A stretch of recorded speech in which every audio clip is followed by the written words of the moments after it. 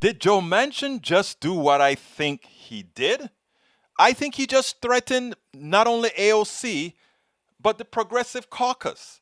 In other words, he's saying, pass this bipartisan bill irrespective of whether we decide to go with the $3.5 trillion reconciliation bill, which, of course, there are things in it he says I do want. I see the importance for all of those things, but we have to think about the deficit. We have to think about, is it paid for?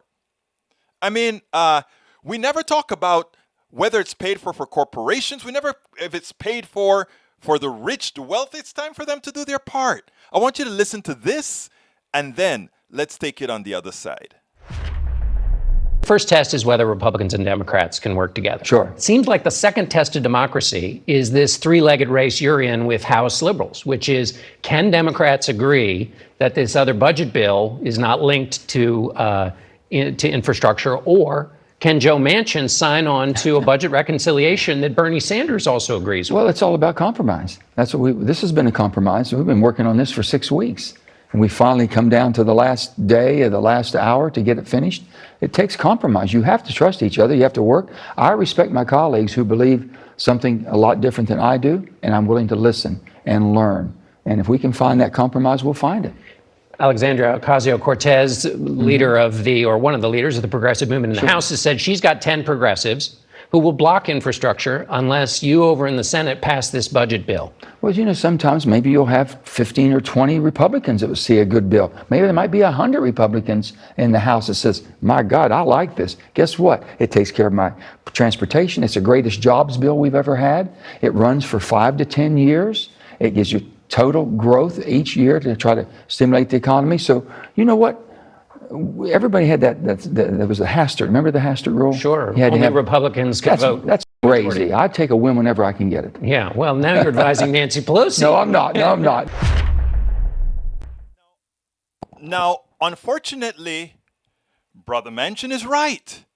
I think that bipartisan bill had enough giveaways. We don't know exactly what's in there, but we know there is some privatization. We know there are some things like toll roads and all of that gives business their input into infrastructure, something that should be done solely by the government, something that we should be doing so that we don't charge people a double taxation to use the roads, et cetera, et cetera, et cetera. So we know that those are probably nitpicks in there.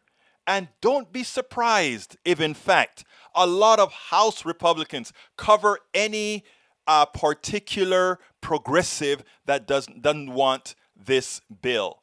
So the reality is there is a possibility that having this bipartisan bill out there, that if Nancy Pelosi goes against her word that says no vote unless we have two bills, if she ever goes against her word and brings that up to the floor in the House, there's a good possibility it passes and it leaves progressives with a reconciliation bill that is nowhere where it's needed. I want to point out something that is important, because every time progressives are asked, take one for the team, this is better than nothing.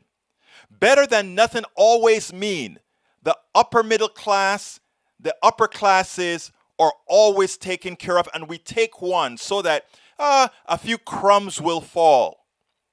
But ultimately, whoever takes one for the poor, whoever takes one for the real middle class, whoever takes one for the working class, it is important for us to illustrate this to the working class en masse, for them to understand that taking one, something that is better than nothing, something that ensures the enrichment of the upper class and the upper middle class, we have to take hold and get the messaging out to these folks and let them understand that at some point you have to hold the line, and in holding that line, ensure that once and for all, the poor and the middle class are taken care of. After all, this economy is an economy that they built. We spend a lot of time deconstructing the news, trying to parse it into a form that everybody can understand. We try to find those little nitpicks where it flies above the fray, etc.